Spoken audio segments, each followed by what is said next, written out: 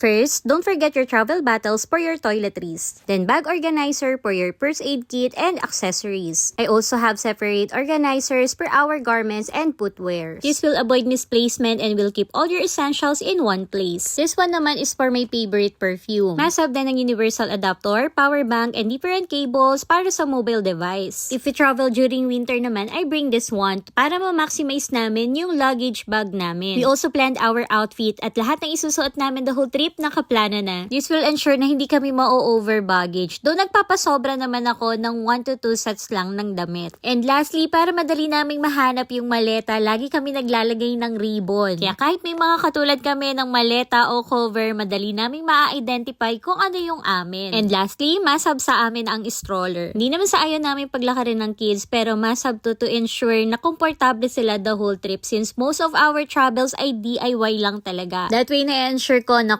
komportable, safe, at hindi mawawala ang kids while si Daddy Pip makakapag-focus sa aming DIY. Kaya kahit puro lakad o gabihin kami okay lang dahil makakatulog sila anytime. O diba, walang iyakan, walang magpapabuhat at walang magyayakag umuwi agad. Ayun lang guys, bye! And don't forget to follow us.